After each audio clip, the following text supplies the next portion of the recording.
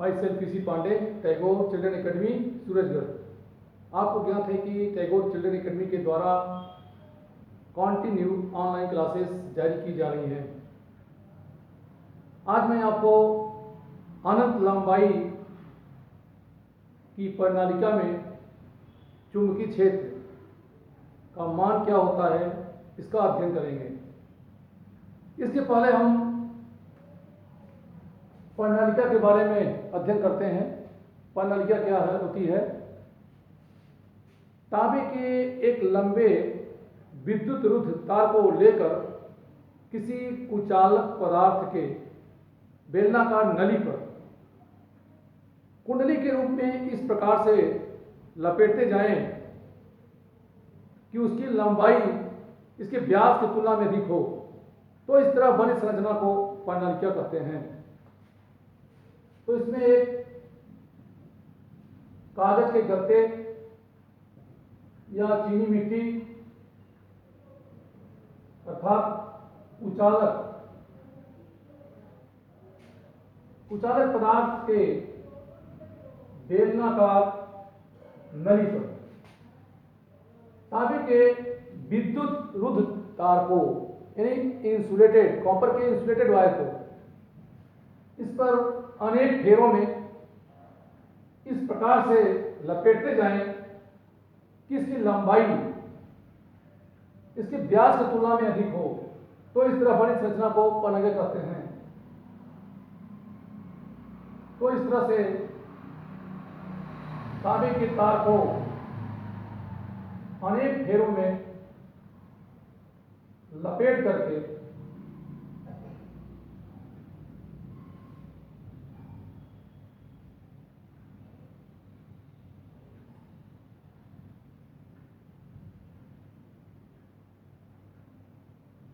तो इस तरह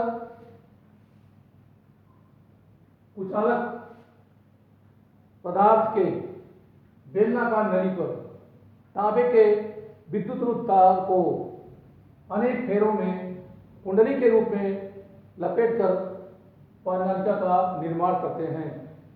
जब इसमें धारा प्रवाहित की जाती है तो धारा प्रवाहित करने पर इसके अंदर चुंबकीय क्षेत्र उत्पन्न होता है, जिसकी दिशा इसके अक्ष के अनुदिश होती है। तो इस तरह किसी प्रणालिका में जब धारा प्रवाहित की जाती है तो इसके अंदर चुंबकीय क्षेत्र उत्पन्न होता है, जिसकी दिशा इसके अक्ष के अनुदिश होती है।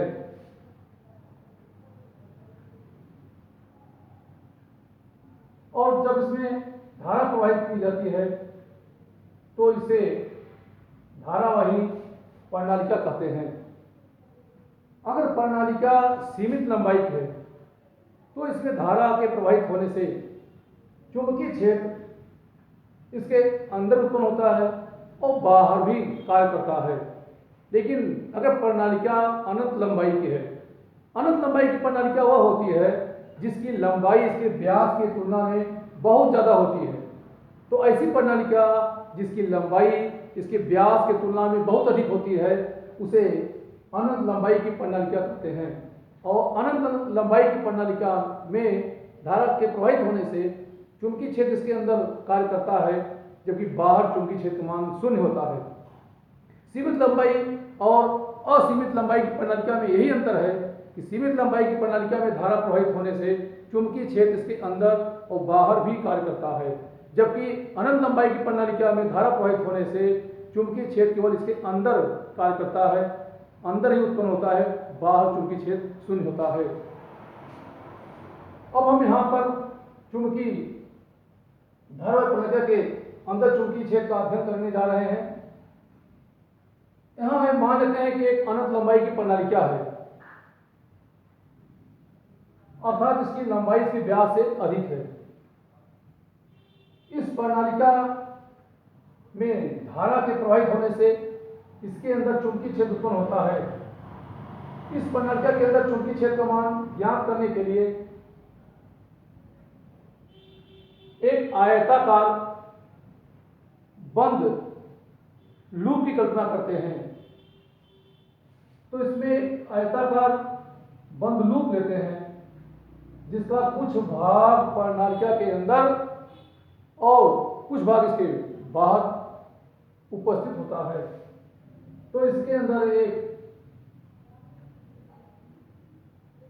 आयताकार PQRS, एक आयताकार बंद लूप लेते हैं, यानी एक बंद परिपथ लेते हैं, या एक बंद पास, या ऐसे कह लें कि बंद पास है, तो एक बंद पास ले लिए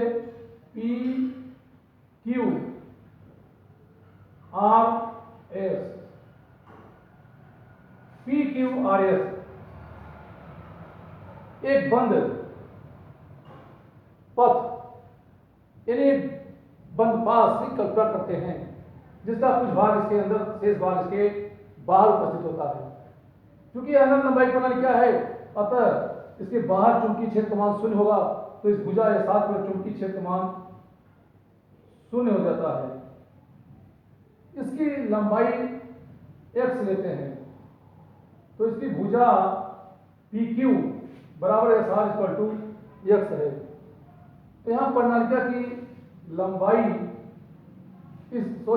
इस बंद पास की, प्रणालिका के अंदर चुंबकीय क्षेत्र का मान ज्ञात करने के लिए जो बंद पास लेते हैं इसकी लंबाई x लेते हैं, यानी यहाँ इसकी भुजा PQ बराबर SR, PQ equal to SR equal to x लेते हैं। इसमें प्रवाहित धारा का मान I लेते हैं। यदि इस प्रणालिका के एकांक फेरे में,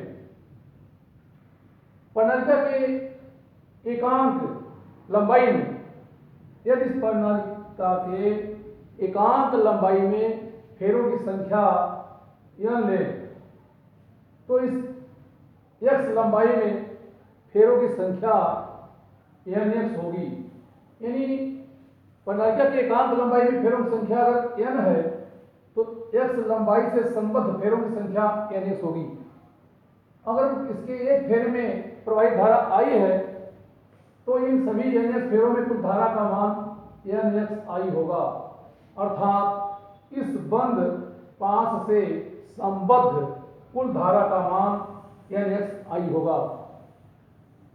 तो एम्पीयर के परपथीय नियम से इस बंद पास के अंदिश चुंबकीय क्षेत्र का रेखीय समाकलन ज्ञात करते हैं।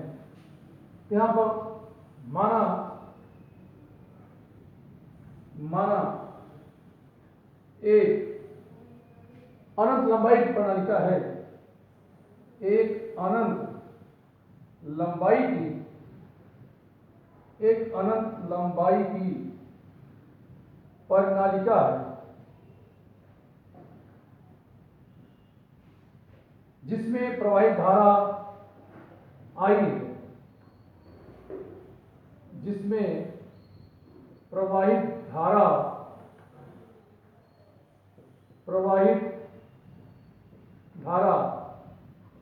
I है। इसके अंदर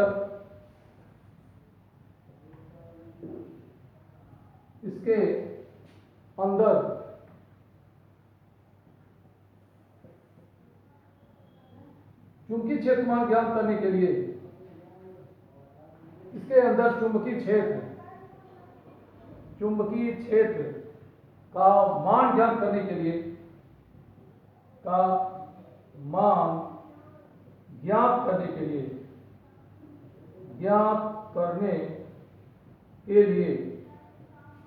एक आयताकार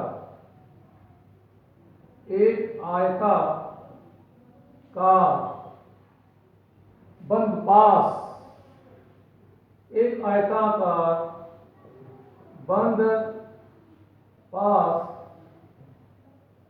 PQRS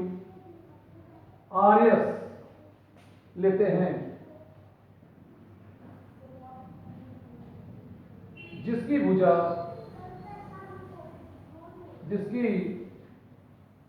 भुजा P Q is equal to R S is equal X है। यदि इसकी एकांक लंबाई फेरों की संख्या n है, यदि प्रणालिका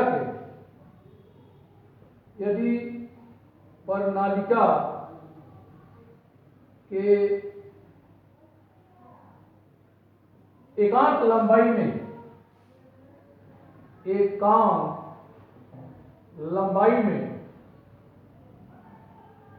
फेरों की संख्या, एकांक लंबाई में फेरों की संख्या स्मॉल n है, तो इस बंद पास की भुजा PQ से संबद्ध कुल फेरों की संख्या अर्थात हो तो x लंबाई में फेरों की संख्या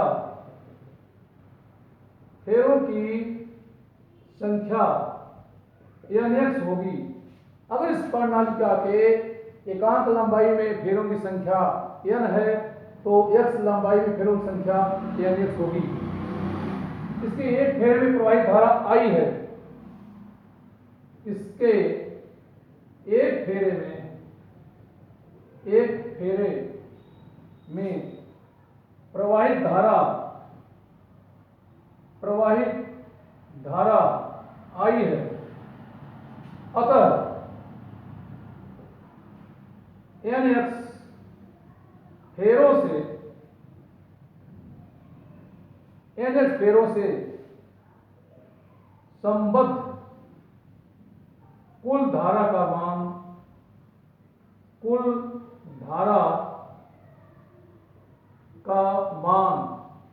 nxi होगा। तो इस तरह से यह ज्ञात होता है कि इस बंद पास से संबद्ध इससे गुजरने वाली कुल धारा का मान nxi होगा। अतः एम्पीयर के प्रकृति नियम से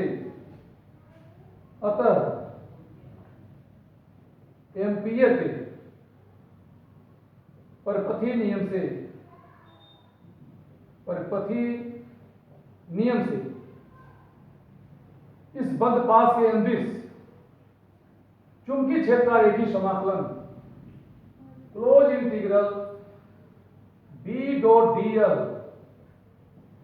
इज इक्वल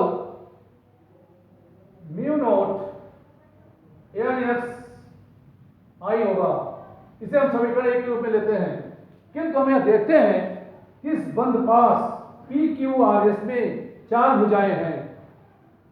अब इन प्रत्येक भुजा से संबद्ध चुंबकीय फ्लक्स ज्ञात करते हैं और फिर सभी का योग कर देते हैं, जो इस पूरे बंद पास के अंदिश चुंबकीय क्षेत्र का मान हो जाता है। तो इसे हम फिर लिख सकते हैं close integral B dot dl is equal integral P to Q B dot dl plus integral Q to R B dot dl plus integral R to S B to dl plus integral S to P B dot dl। ये equation second के रूप में लेते हैं। Integral P to Q B dot dl ये PQ भुजा के लिए चुंबकीय क्षेत्र का मान है। Integral Q to R B dot dl QR भुजा के लिए चुंबकीय क्षेत्र है। Integral R to S B dot dl ये RS भुजा के लिए चुंबकीय क्षेत्र हो गया और integral S to P B dot dl SP भुजा के लिए है। तो इन अलग अलग भुजाओं के अंदिश या अलग अलग भुजाओं पर चुंबकीय क्षेत्र का मान ज्ञात करके इनका योग कर देते हैं। तो पहले हम निकालते हैं integral P to Q B dot dl।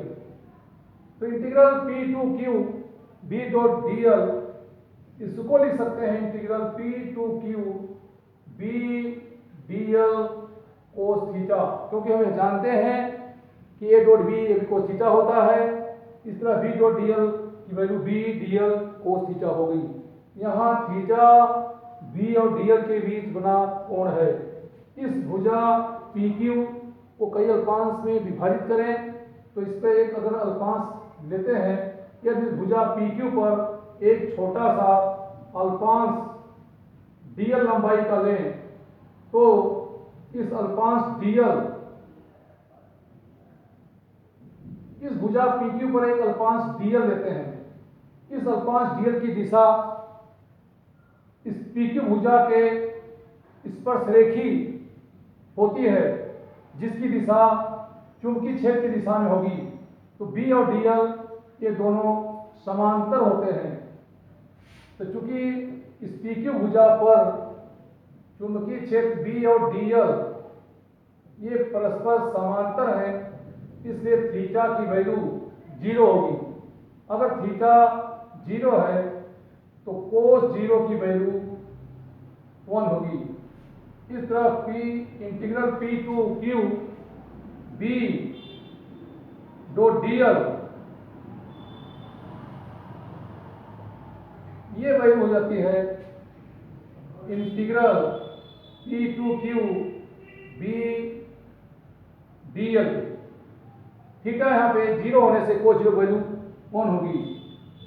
और यहाँ हम ये देख रहे हैं कि PQ भुजा पर PQ भुजा के प्रत्येक बिंदु पर चुंबकीय क्षेत्र का मान समान होता है, क्योंकि प्रणालिका के अंदर चुंबकीय क्षेत्र को लगभग अनंत लंबाई प्रणालिका है, तो इसके अंदर चुंबकीय क्षेत्र का मान हम लगभग नियत मान सकते हैं।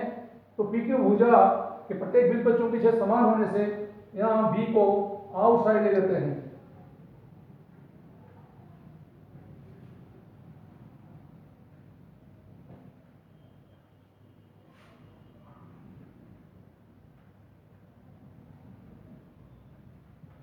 अगर B को आउटसाइड लेते हैं, इसकी वैल्यू हो जाएगी integral P to Q dl। और dl इस PQ भुजा पर लिया गया एक छोटा सा अल्पांश है, और इस तरह PQ भुजा पर जितने अल्पांश हैं अगर सभी का योग करते हैं तो PQ भुजा पर उपस्थित सभी अल्पांशों का योग AX के बराबर होता है। तो चूंकि यहाँ पर integral P to Q dl equal to x होगा, तो यहाँ इस तरह हम देखते हैं कि इसकी जो वैल्यू आती है ये BX होगी। इसी प्रकार अब हम ज्ञात करते हैं RS भुजा के लिए। तो integral R to S B dot dl इसको लिख सकते हैं integral R to S B dl cos theta. किंतु अब हम यहां देखते हैं कि अगर QR भुजा पर एक छोटा सा अल्पांश लें तो इस अल्पांश dl की दिशा QR भुजा के अनुदिश नीचे की तरफ होगी, जबकि चुंबकीय क्षेत्र की दिशा ये इसके अक्ष के अनुदिश है। तो QR भुजा पर अल्पांश dl और चुंबकीय क्षेत्र B ये परस्पर अभिलंबित होते हैं। तो चूंकि यहाँ पर B और dl ये परस्पर अभिलंबित होंगे, इसलिए थीटा की वैल्यू 90 होगी। अगर थीटा 90 है तो कोस 90 की वैल्यू ये 0 हो जाएगी। तो इस तरह ये पूरी वैल्यू 0 हो जाती है। अब ज्ञात करते हैं RS भुजा के लिए। तो integral R to S B dot dl इसकी वैल्यू 0 हो जाएगी, क्योंकि RS भुजा ये इस प्रणालिका के बाहर है, और हमें जानते हैं कि अनंत लंबाई प्रणालिका के बाहर चुंबकीय क्षेत्र का मान 0 होता है। तो इसकी वैल्यू 0 होगी, क्योंकि PQ SR भुजा इस प्रणालिका के बाहर है, और बाहर बिंदु पर चुंबकीय क्षेत्र का मान 0 होता है। तो इसलिए यहाँ पे B की वैल्यू 0 होती है। तो बाहर बिंदु पर चुंबकीय क्षेत्र 0 है। अब integral S to P B dot D L की वैल्यू ज्ञात करते हैं। इसको हम लिख सकते हैं integral S to P integral S to P B D L cos theta. अब यहां भी देखते हैं एस पी भुजा पर एक अल्पांश डी एल देते हैं, तो इस अल्पांश डी एल की दिशा इस एस पी भुजा के अनुदिश एस पी भुजा के स्पर्श रेखी एस से पी की तरफ होती है, एस पी भुजा के अनुदिश होगी, जबकि चुंबकीय क्षेत्र की दिशा इसके अक्ष के अनुदिश है। तो यहाँ पे पी एस भुजा पर लिए गए अल्पांश डी एल और चुंबकीय क्षेत्र दोनों एक दूसरे के अभिलंबोत होते हैं। तो यहाँ पर बी और डी एल ये अभिलंबोत होंगे, इसलिए थीटा की वैल्यू 90 होगी, तो कोस 90 की वैल्यू 0 हो जाती है। तो इस तरह देखते हैं कि एस पी भुजा पर भी चुंबकीय क्षेत्र मान 0 है। इस तरह इस बंद पास पी क्यू आर एस के तीन भुजाओं अर्थात क्यू आर आर एस और एस पी पर चुंबकीय क्षेत्र मान 0 है, केवल पी क्यू भुजा पर चुंबकीय क्षेत्र कार्य करता है। तो ये मान जो प्राप्त किए गए हैं इन अलग अलग भुजाओं के लिए चुंबकीय क्षेत्र मान, इसको हम समीकरण 2 में रखते हैं। तो समीकरण 2 में मान रखने से हमें ज्ञात होता है। तो समीकरण 2 में मान रखने पर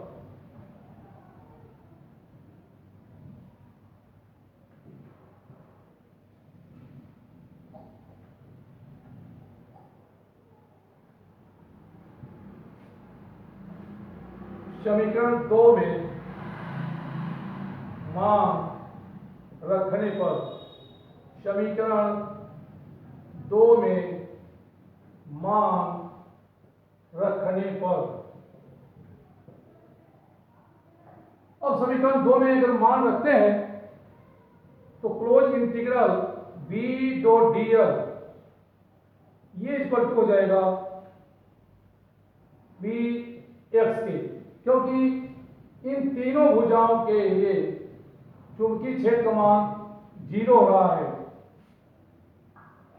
integral P to Q B dot D L अर्थात केवल पी क्यू भुजा पर चुंबकीय क्षेत्र कार्य करता है, जिसका मान बी एक्स होगा। इसे समीकरण 3 के रूप में लेते हैं। अब समीकरण 1 और 3 की तुलना करते हैं।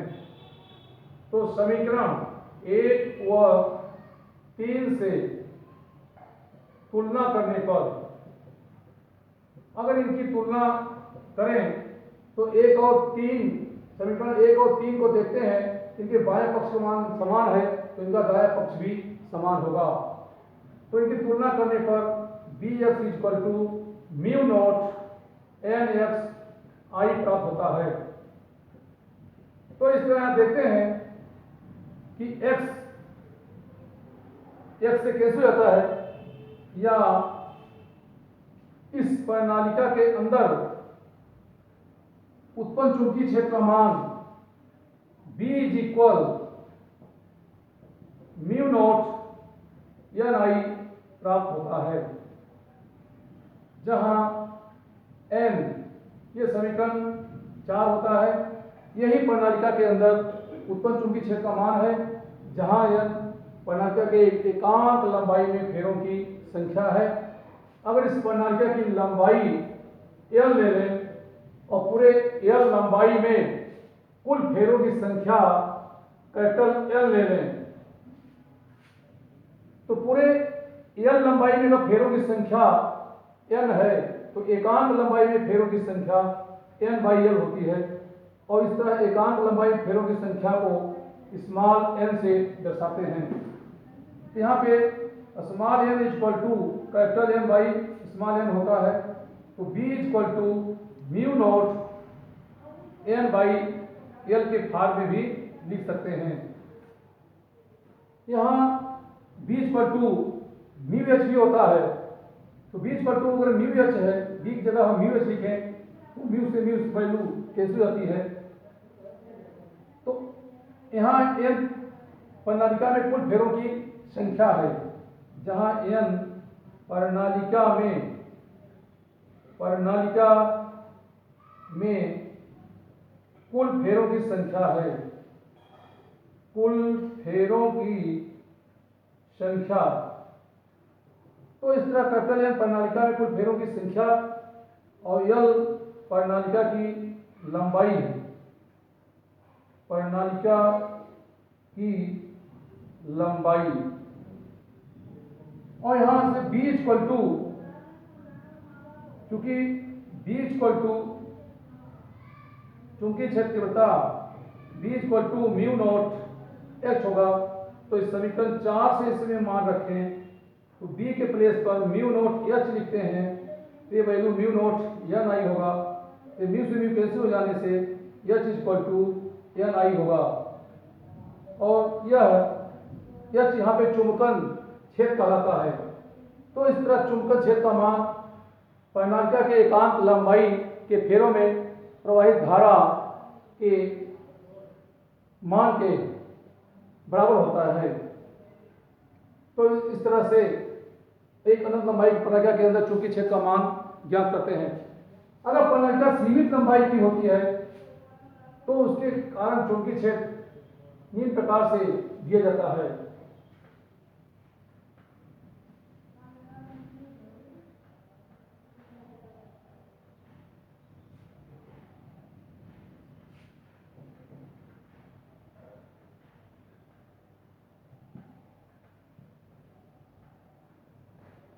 सीमित लंबाई की प्रणालिका के कारण अगर प्रणालिका की लंबाई सीमित है तो सीमित लंबाई की प्रणालिका जिसमें धारा का मान I हो, प्रणालिका की लंबाई n हो और इसमें कुल फेरों की संख्या n हो, तो इसमें धारा के प्रवाहित होने से इसके अंदर चुंबकीय क्षेत्र उत्पन्न होता है। अब इसके केंद्र पर, इसके अंदर किसी बिंदु पर हम चुंबकीय क्षेत्र तीव्रता निकालना चाहें, जैसे यहाँ कोई बिंदु O ले लें, तो इस बिंदु पर चुंबकीय क्षेत्र तीव्रता ज्ञात करने के लिए इसके पहले सिरे से O को मिला देते हैं। यहाँ PQ एक L लंबाई की प्रणालिका लेते हैं जिसमें प्रवाहित धारा I है, इसमें फेरों की संख्या कैपिटल N है। इसके पहले सिरे से इस बिंदुओं को मिलाने वाली रेखा का क्षैतिज से झुकाव कोण φ1 है और इसी तरह दूसरे सिरे से इसको मिलाते हैं तो दूसरे सिरे से मिलाने पर ये झुकाव कोण अगर φ2 है तो φ1 प्रणालिका के पहले सिरे से इसके अंदर स्थित बिंदुओं को मिलाने वाली रेखा का क्षैतिज से झुकाव है। φ2 प्रणालिका के दूसरे सिरे से इसके अंदर स्थित बिंदु O को मिलाने वाली रेखा का क्षैतिज से झुकाव है। तो अगर झुकाव कोण φ1 φ2 दिए हो, प्रणालिका की लंबाई दी हो, फेरों संख्या n दी हो, इसमें प्रवाहित धारा I हो, तो इसके अंदर चुंबकीय क्षेत्र तीव्रता का मान निम्न प्रकार दिया जाता है। B equal to mu naught n I by 2L cos φ1 minus cos φ2। ये इक्वेशन फर्स्ट के रूप में हम यहाँ व्यक्त करते हैं। φ1 पहले सिरे से इस बिंदुओं को मिलाने वाली रेखा का क्षैतिज से झुकाव, φ2 दूसरे सिरे से बिंदुओं को मिलाने वाली रेखा का क्षैतिज से झुकाव है। इसे B equal to mu naught या 1/2 म्यू नोट या n/L, तो n/L के प्लेस पे स्मॉल n लिखते हैं जो एकांक लंबाई फेरों संख्या होती है। इसे म्यू नोट n I के फॉर्म में भी लिख सकते हैं, कोस φ1 माइनस कोस φ2। अब अगर प्रणालिका अनंत लंबाई की है तो अनंत लंबाई प्रणालिका अगर लेते हैं तो अनंत लंबाई की प्रणालिका लेने से इसकी अगर प्रणालिका अनंत लंबाई की हो, अनंत लंबाई प्रणालिका वह होती है जिसकी लंबाई इसके व्यास की तुलना में बहुत ज्यादा होती है। तो इस अनंत लंबाई की प्रणालिका कि केंद्र पर चुंबकीय क्षेत्र अगर ज्ञात करते हैं तो इस बिंदु से इसको मिलाएंगे कि यहां पहुंचते पहुंचते P सिरे से इसको मिलाते हैं कि जो कोण φ1 है यहाँ फाई 1 की वैल्यू 0 हो जाती है। इसी प्रकार दूसरे सिरे से इसको मिलाते हैं, तो दूसरे सिरे से मिलाने पर ये कोण फाई 2 की वैल्यू ये 180 हो जाती है।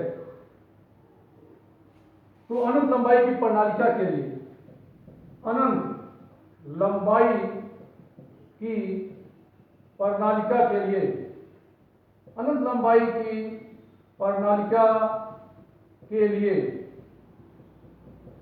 इसके लिए फाई 1 की वैल्यू 0 तथा फाई 2 का मान 180 होता है।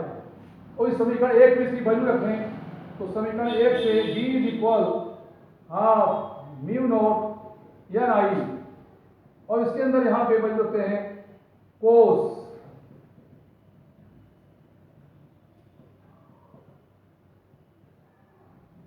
कोस 0 और माइनस कोस 180।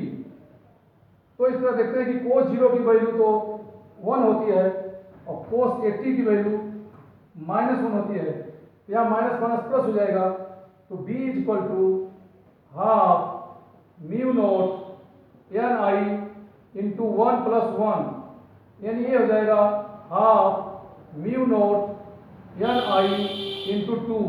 तो यहाँ 2 से 2 कैंसिल कर देते हैं। तो अनंत लंबाई की प्रणालिका के केंद्र पर चुंबकीय क्षेत्र तीव्रता का मान म्यू नॉट एन आई होता है। अब प्रणालिका के एक सिरे पर अगर चुंबकीय क्षेत्र देते हैं तो इसके एक सिरे पर चुंबकीय क्षेत्र यहां लेंगे, तो इसमें पहली हो गया अनंत लंबाई की प्रणालिका के लिए, इसके अंदर प्रणालिका के एक सिरे पर, प्रणालिका के एक सिरे पर, प्रणालिका के एक सिरे पर यहां लेते हैं, तो यहां से इसको मिलाते हैं कि ये एंगल यहां पे बन जाता है 90। तो एक सिरे के लिए फाई 1 90 तथा फाई 2 की वैल्यू 180 होती है। इसलिए समीकरण 1 से b equal to mu naught half mu naught N I into cos 90 minus cos 180। Cos 90 की वैल्यू ये 0 हो जाती है और कोस 180 की वैल्यू -1 होगी।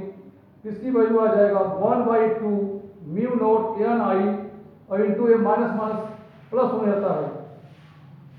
तो इस तरह इसकी वैल्यू b इक्वल टू, माने यहाँ चुंबकीय क्षेत्र इसके एक सिरे पर होगा, तो इसके एक सिरे पर चुंबकीय क्षेत्र का मान इसके केंद्र पर चुंबकीय क्षेत्र के मान का आधा होता है। इससे ज्ञात होता है कि प्रणालिका के किसी एक सिरे पर चुंबकीय क्षेत्र की वैल्यू इसके केंद्र पर चुंबकीय क्षेत्र के मान का, इसके केंद्र पर चुंबकीय क्षेत्र के मान का आधा होता है। इससे क्या होता है कि प्रणालिका के अंदर चुंबकीय क्षेत्र का मान अधिक होता है और इसके किनारे चुंबकीय क्षेत्र का मान कम होता है। Thank you.